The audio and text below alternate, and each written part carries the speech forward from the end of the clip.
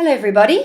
Stress management is a very important topic and we'll be looking at new management techniques through the model of allostasis, which is a different paradigm for understanding how stress affects our body. We'll also talk a little bit about neuroendocrine resistance and how it expresses itself in different patterns in your patients. So why are we talking about stress? Well, because stress is a universal term nowadays. It doesn't really matter where you live in the world. It doesn't matter what your economic status is. People are very conscious of what it means to be stressed out. And these magazine covers are really indicative of how over the last 30 years, the issue of stress has gathered momentum and continues to be a front-page topic. And today we hear that stress is connected to just about every illness. It's connected to cardiovascular disease, rheumatoid arthritis, mental illness, and on and on and on. And for this reason, we feel it's important to be able to have a system in place that allows you to capture the degree to which each of your patients may be experiencing stress. And here we can see just how much stress actually contributes to primary healthcare visits, 75 to 90% in the US. It's believed that almost all illness is related to stress in varying degrees, and that the illnesses are either caused directly by the stress, so mental illnesses or depression would be an example of that, or illnesses can be aggravated by stress. So an unhappy household or job loss can actually make the illness you have much worse.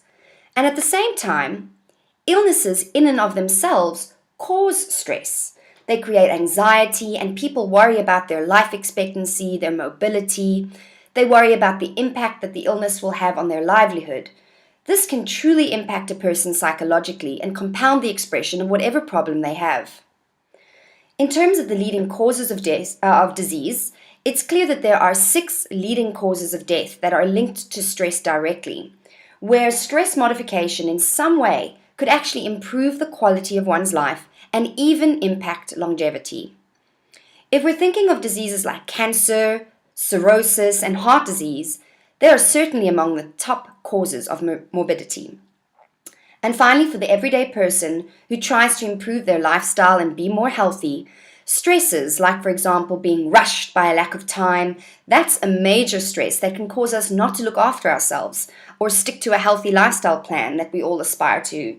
It may even cause one to take on unhealthy lifestyle choices. So all of these stressors that we experience, they excite our nervous system and switch on the sympathetic response, putting our entire body on alert.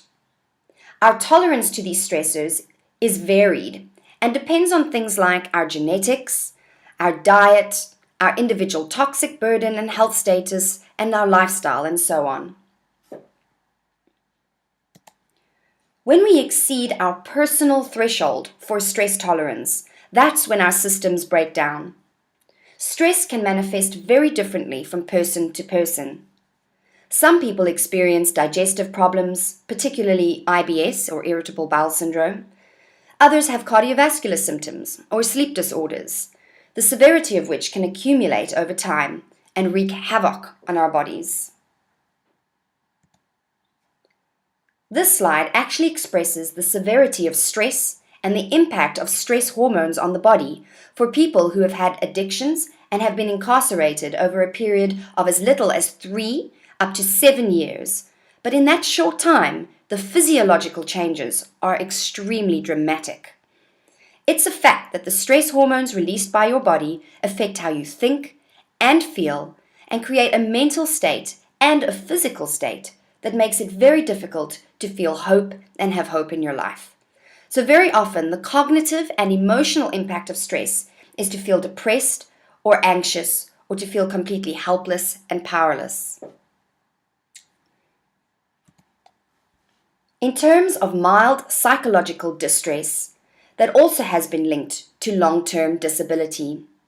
So what it is, it's the stress at a biochemical level affecting how we think, how we behave, and also just affecting our physical status. And we tend not to make the healthiest choices when we're like that. This is an impressive study when you look at the numbers. Over 17,000 individuals in Sweden who were clearly having issues in their life as a result of long-term stress. So what is stress really? We tend to use the term a lot, but the simplest way to explain it is it's your brain yelling at you to wake up. There's a threat and it's time to act. And following that wake-up call, we're actually being asked to rise to the occasion, to change our circumstances, and unfortunately, a lot of the time, our adaptive strategies work the opposite way. We tend to not want to pay attention to the call to act. We tend to do things to avoid those feelings. But nonetheless, the stress response is very, very primitive.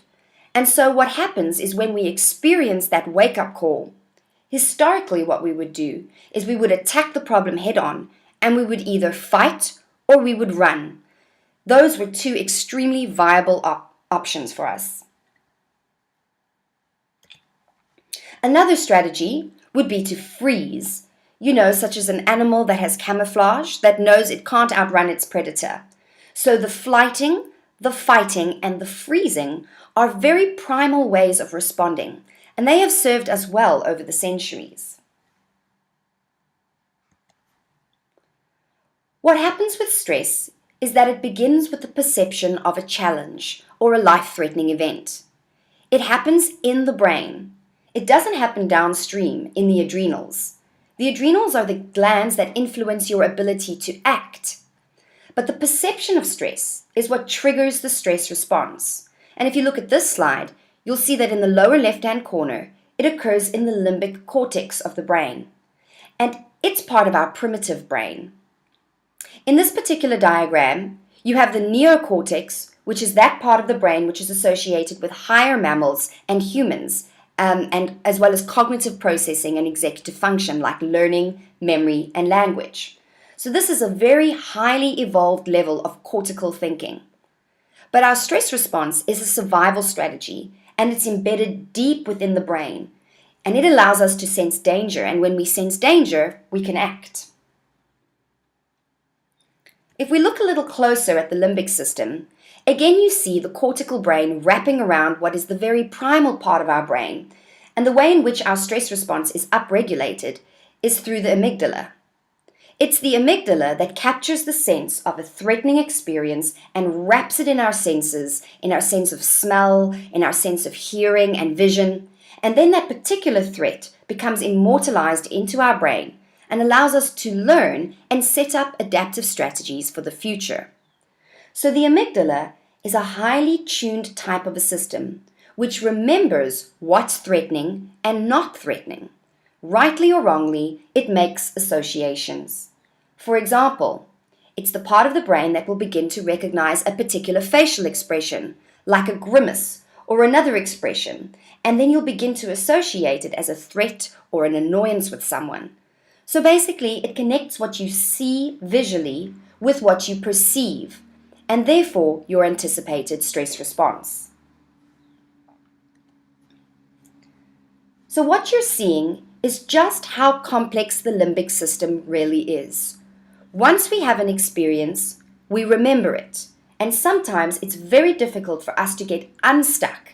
And when we're extremely young, we learn to make associations with particular negative experiences, and they become immortalized for us, and they actually determine decisions we make later on in life, because we will encounter smells, tastes, or visual sensations or experiences that trigger a past experience. We make decisions to avoid, fight, or to be numb. In the same way that we would flee from a situation, fight in a situation, or become very frozen. We have emotional aspects of those very primitive mechanisms. So this slide shows us the thalamus and the amygdala, and how there's a connection between the input that you have associated with a negative experience and how it gets translated into the amygdala. And ultimately, your 5 senses act as the emotional control center for the stress response, which can be associated with beautiful, positive senses and emotions, but also with negative ones. So for example, The smell of something typically pleasant to others may be hardwired to a negative emotion because of a learned experience from your past. And it's interesting to note that this hardwiring of senses and emotions develops during childhood before the age of 7, before the cortical part of the brain has had a chance to fully mature, which is the part of the brain associated with reasoning.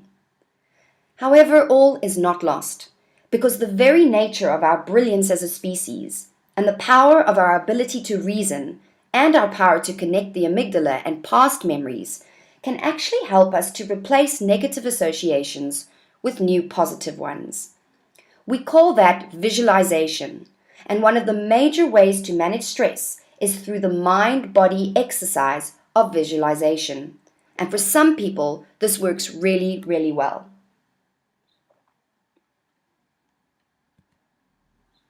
So moving from the limbic system where you perceive stress, whether the stress is absolute, like a hurricane or a tsunami, or an attack, or the area of perception where you individually have learned to associate through perhaps faulty parenting or bad experiences in your own life, you begin to associate everyday common kinds of life experiences and responsibilities, like eating and shopping and going to sleep at night, with negative events.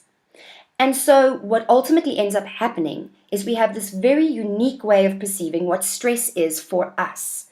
And hence, in managing patients, it's invaluable to find out the total load of emotional and mental challenges they're having throughout the course of the day. So what it is that it's actually, you need to figure out what's physically happening and what are the stress hormones involved in causing us to feel agitated or threatened and move into a hyperdrive to do something appropriately or inappropriately. This is essentially just a review of the classic Hans Selye model, which illustrates the idea of sympathetic versus parasympathetic dominance. So you feel a physical stress and you move into action. You fight or you flee or you freeze. And then once you've survived whatever the threat was, you move into a relaxation response where you get to recover and go through a recuperation process. And we call that the parasympathetic state, rest and digest. So what is most important about this slide is that there are strong physical consequences associated with being threatened and the degree to which your whole stress response is upregulated. That intensity will ultimately determine the degree to which you need to rest. You can only sustain an upregulated stress response for so long before your body goes into a state of exhaustion. The whole stress response is under the command of the autonomic nervous system, both of which engage the entire body. This illustration shows how almost every major body system is engaged. Some of the organ systems are suppressed, like digestion and libido, while your cognitive processes are upregulated because you have to think on your feet, you have to think clearly. So there ultimately is no time to eat, no time to rest and recover. There's only time to focus on the problem at hand. So you can see how, when we talk about the concept of neuroendocrine involvement, the limbic system connects through the stress apparatus, which is called the hypothalamic pituitary adrenal axis. It connects to the entire body through the endocrine system, the ovaries, the testes, and so on. And those endocrine glands secrete hormones. Those hormones go out and influence other systems. So the chief glands that we are really engaged in a very big way are the thymus and the adrenals, which can play a huge role in your health. When we look at the effect of stress on the thymus gland and how when you move out of an acute stress response, so from a sympathetic into a parasympathetic state, when you can begin to rest and digest, it's easy to become susceptible to a cold or a flu if your thymus or immune system is not functioning well. The vagus nerve deserves a special focus as it's integral in relaying the impulses from the brain to the rest of the body and is therefore involved in the stress response. It's the 10th cranial nerve in your body and is very long, running from the hypothalamus area of your brain through the chest diaphragm and into your intestines. One of the key roles that the vagus nerve plays is that it activates the parasympathetic nervous system, which manages your relaxation response, acting as the reset button after your stress response has been set. This nerve then communicates with the rest of your body to tell you that the threat is gone and that all of your bodily functions can now return to a normal, healing mode. That's why manual manipulation of the vagus nerve through massage or exercise is so valuable in reducing the stress response. Another thing to be sensitive to in the acute stress response is that they are very individual. And some of us are genetically hardwired to be hypersensitive to any stressors. So a stressor like a big exam for one person may carry a very different stress impact than for another individual. Both may perceive it as a stressful event, but when the stress response kicks in, it can manifest very differently. So a person might present with digestive upsets. They might have difficulty breathing, they might feel their knees give out from under them, they could start crying and become over-emotional, and sometimes they could have mental blocks where they can't even think. And these kinds of acute responses, which depend on many individual factors like diet, lifestyle, occupation, and so on, can be in response to stimuli which aren't even excessive or overwhelming. So it can be very useful to provide solutions to these patients with regards to how to manage their stress response with specific lifestyle and nutritional interventions. So basic foundational nutrients that you would consider are things like a good multivitamin and essential fatty acids and vitamin D, which strengthen a person's stress hardiness. And then when we look at part 2 of this module, we'll focus on specific adaptogens that can be used to modulate the stress response. So what we're looking at is a pattern that is emerging known as sympathetic dominance, where there's this acute stress response which is not switched off. According to this book by Sapolsky, the analogy he uses is of zebras, who after a lion scare are able to immediately go back to a calm state of grazing, a parasympathetic state of rest and digest. While we, on the other hand, are continually in the fight or flight mode, being switched on into hyperdrive by an overcomplicated life full of non-stop challenges. So we never truly get to recuperate in the rest and digest state. And over time, we break down. Let's consider the freezing response. It used to be a very adaptive and helpful way to respond, in the way that you would respond to a threat by freezing and then waiting for it to go away. However, the new understanding of freezing is that it's more of an inhibition syndrome. It's an actual adaptive response which is maladaptive, and it's associated with things like post-traumatic stress syndrome and results in parasympathetic dominance in extreme situations where your heart rate slows down, your blood pressure drops, and you don't react at all. Over the long term, you present as someone who oversleeps and overeats, has low mood and energy all the time. So that's another expression of being overwhelmed by stress hormones.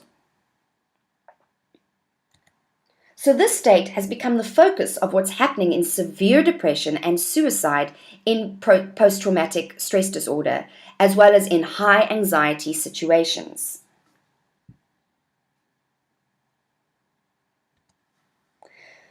So let's look now at the biochemical events that drive both sympathetic and parasympathetic dominance, as well as an appropriate stress response.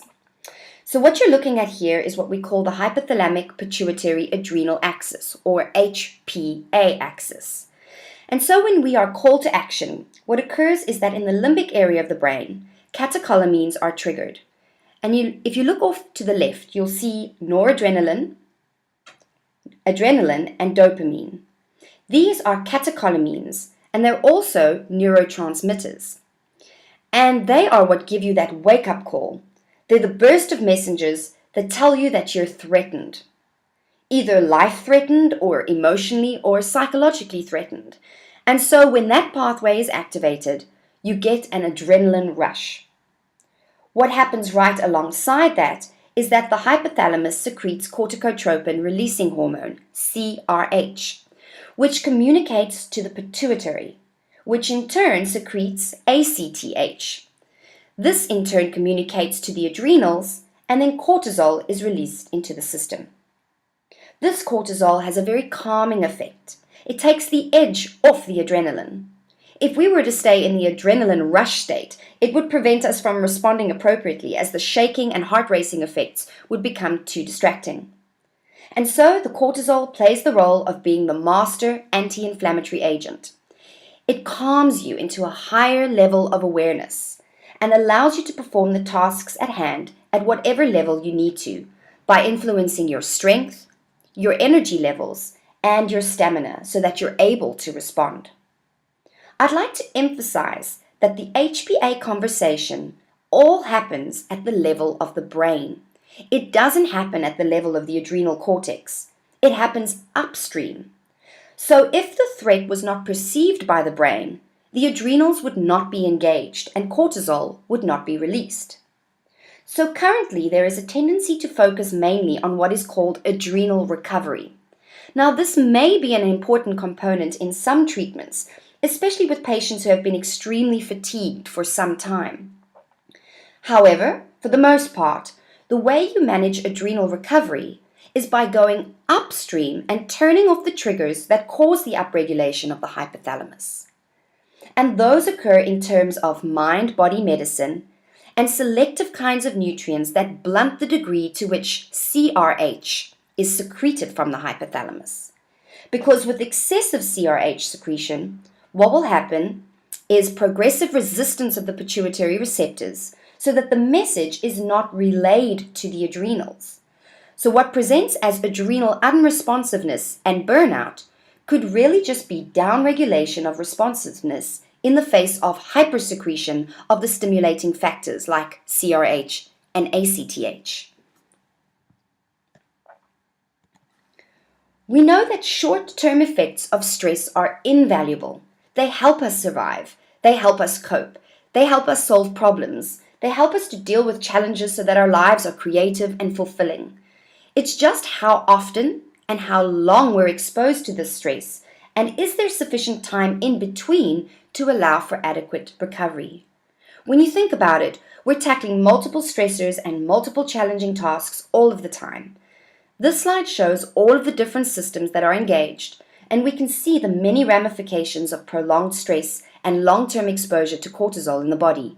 We see glucose mobilization and insulin increases, conversion of fat into energy, suppression of the reproductive system. It can cause susceptibility to colds and flus, so long-term stress really turns on you. Which brings us to the concept of allostasis, which means the ability to achieve stability through change. As you all know, we live in highly challenged environments that are profoundly complex. Our bodies are designed to be extremely versatile, and we have this higher learning capacity which allows us to adapt to high levels of change.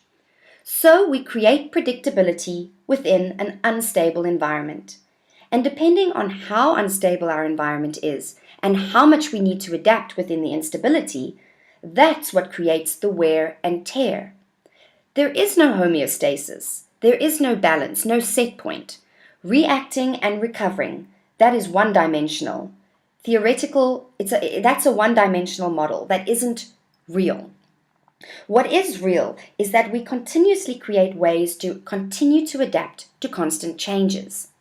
And in that process, we eat, we sleep, we engage in fun activities, and what happens is when the amount of change around us is so great that we then begin to make unhealthy choices and respond inappropriately, that's when we begin to start experiencing the ravages of the stress response.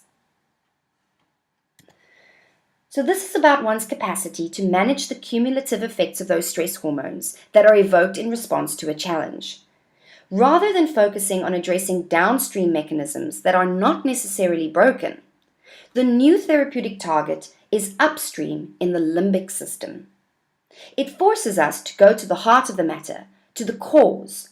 And this article, Nutritional Management of Stress-Induced Dysfunction, is a great article for you to review, which covers all of the aspects mentioned so far, the HPA axis, allostatic load, and the various adaptogens in detail. In understanding allostasis, we come to see that there are 3 levels of adaptation to stress. In the blue line with the boxes, we can see a level of stress response that forces us to adapt to very high levels of continual stress hormones. We never really come out of that high response state, as there is one trigger after another, leading to this prolonged state of stress. This would be associated with symptoms of sympathetic dominance, with the body being overrun with stress hormones. The green line with the triangles depicts just the opposite, which is with repeated exposure to continual stresses, we see an inability to respond appropriately. Here, we could have very low levels of the stress hormones manifesting as severe fatigue, or as mentioned earlier, it could be as a result of such excessive stimulation of the HPA axis that it shuts down the ability of your body to respond. And then you have the everyday person, the red line, who is able to respond appropriately to the continual daily stresses and is able to balance stress with other daily activities that aid in recovery and rest, like adequate sleep, good food, exercise, and social interaction. This is known as eustress. What you're looking at here is the depiction of allostatic load and how, depending on certain factors like the intensity or frequency of stressors and the stress response, which is activated repeatedly, it may result in a prolonged state of elevated response, or over time, or with aging and other factors, the body loses its ability to respond appropriately, and there is lack of adaptation to stressors, leading to an overall inadequate response. Here we can see the types of symptoms associated with either the prolonged or the inadequate HPA response. If you can identify the predominant HPA response in your patients, then it helps you to more effectively manage their unique stress type. This is another way of looking at it.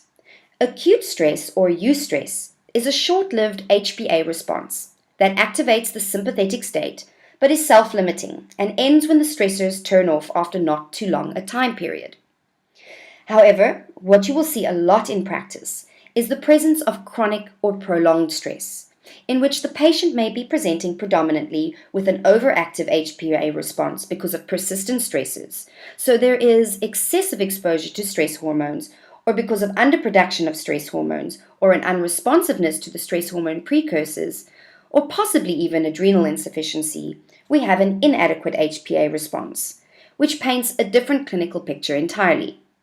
So in the over-responsive types, which are stuck in the flight and fight pattern, they are typically hyper-aroused, with excessive anxiety and often insomnia.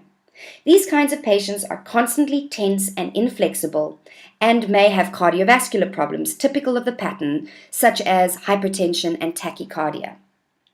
The inadequate responders, however, are stuck in the freeze pattern, where everything is down-regulated and the characteristics are more of fatigue and apathy, a tendency to oversleep. There is chronic pain, impaired immunity, and possibly the presence of autoimmune conditions or other chronic diseases. So the intervention, depending on the patient's stress response, would be very different. In the patient that is overactive, you would want to calm them down, while the patient who is disengaged and apathetic, you would want to stimulate them. There are also very different neurotransmitters that are engaged in the overactive versus the underactive states. For example, in the overactive person, you want to calm them down, you would want to give them GABA supportive ingredients, you would want to support serotonin, and when you're in an inadequate situation, you would want to encourage acetylcholine and dopamine, so those neurotransmitters that wake you up and engage you intellectually. So looking at neuroendocrine resistance, what this means is that a high stress hormone overload can have an overloading effect and result in chronic inflammatory messaging. And ultimately, it can desensitize neuronal, postsynaptic, and organ system receptors. When the stress hormones are chronically engaged, They influence blood sugar, insulin, cholesterol, and your immunity. So with increases in cortisol, there are concurrent increases in insulin, and just as one develops insulin resistance in the periphery, cortisol resistance can also develop, both of which can lead to inflammation. On the other hand, too little cortisol can also result in inflammation, as its normal function is usually as an anti-inflammatory. So really, it's not good to have too much or too little, as both situations are damaging. And then this in turn will affect a number of body systems. So it's not possible to have the stress response engaged and not have that affect the entire body. So whether or not you have a chronic illness may very well be related to how you're living your life and how much stress you experience. Here we see that altered adrenal steroid release can affect the structure and function of the brain by impairing the hippocampal region, thereby affecting memory and learning. It can also stimulate excitatory compounds like glutamate, which can result in extreme emotions and even hallucinations, and ultimately reduces the ability to turn off the stress response. These articles highlight the concept of how upstream targets will affect your therapeutic intervention strategies. Here you are looking at a blunted cortisol response, failure of the HPA axis to engage, and some of the downstream effects are apathy, depression, and fatigue. This article highlights how too much cortisol affects mood. The therapeutic approach is to work upstream at the hypothalamus and calm down CRH release. This slide helps you focus in on the relationship between cortisol and insulin. When you're under stress, your body releases both cortisol and insulin, because when you're stressed, the body needs sugar, and insulin is your body's way of getting sugar into the cells. When you have metabolic syndrome, you have insulin resistance, and this results in inflammation, which triggers the need for cortisol, which in turn triggers the need for more insulin, and so they feed off one another, resulting in chronic inflammatory cytokines being released, as well as the production of oxidative stress, which causes direct tissue damage. At the end of the day, you develop a stress belly, which is inflamed visceral fat, and you end up with muscle breakdown because elevated cortisol release will prompt glucose production in the body. It's a vicious cycle, and the only real solution is working upstream to turn down the stress response and turn on the relaxation response. This is some more research highlighting the link between insulin resistance with inflammation and memory loss, because when you have insulin resistance in your body, you'll have insulin resistance in your brain. We know that cortisol has a diurnal ebb and flow.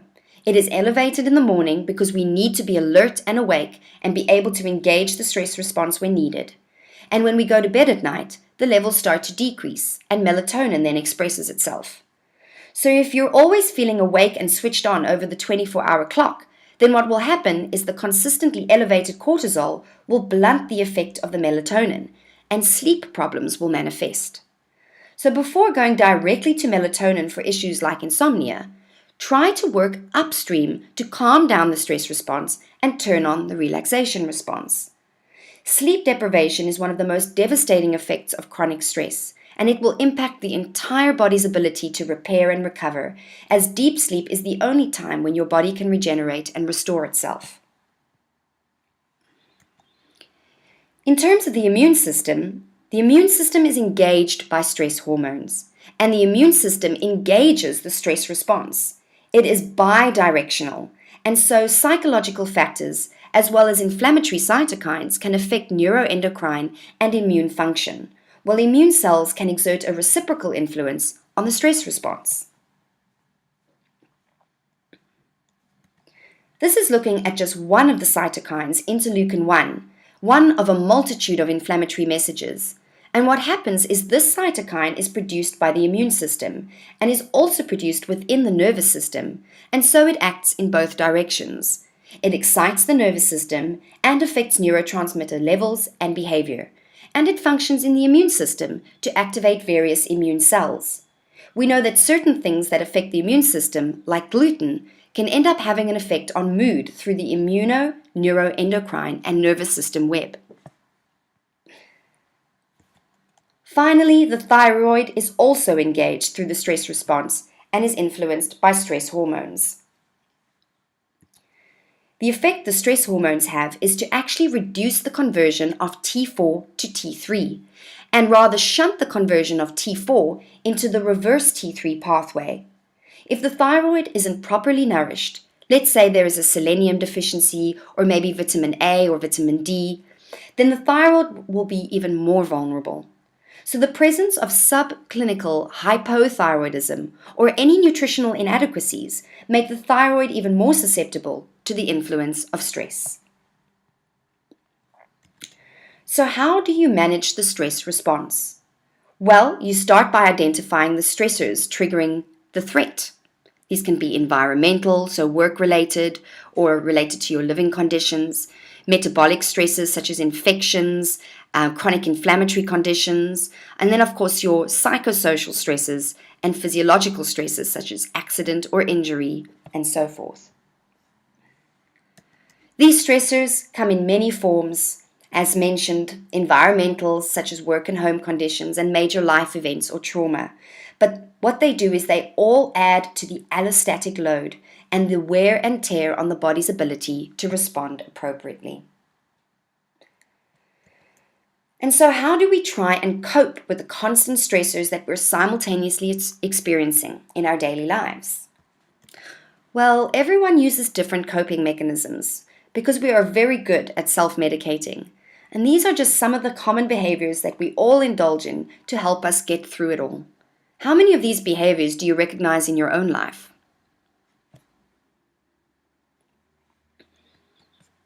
There are many ways you can turn on the relaxation response, through breathing and imagery, being creative, and also by supporting your body's biochemistry through the use of good eating habits, supplements, and plant adaptogens. Yoga and other mind-body exercises are a great way to relieve stress and are perfect options for the elderly as an alternative to strenuous exercise. Balanced, regular meals focused on a low glycemic diet will help to break the vicious insulin and cortisol cycle. Making poor food choices almost always happens when you're hungry, so be sure not to skip meals or to go too long without a snack. Always bring along food and water with you wherever you go. Be aware of compliance killers such as social settings, such as parties or business meetings, boredom and frustration, or being on holiday, being too lazy to plan ahead, and of course skipping meals and drinking too little water. This study interestingly found a significant positive association between stress and snack intake, but it was only observed within the high cortisol reactors and not within the low cortisol reactors. So these findings suggest that high cortisol reactivity to stress promotes food intake and may account for the effect of stress-induced eating in some individuals. A diet high in phytochemicals will influence inflammation and protect your body's cells. And then plant adaptogens are nature's answer to stress. They are found in certain plants and herbs that help the body adapt to stresses of various kinds, whether it be heat, cold, exertion, trauma, sleep deprivation, illness, or psychological stress. These botanicals have normalizing effects on the body and are thought to reduce stress, delaying the state of exhaustion and providing a certain level of protection against long-term stress. In part 2, we'll take a closer look at how to identify which adaptogens are the right fit for an individual experiencing a prolonged stress response. Thank you.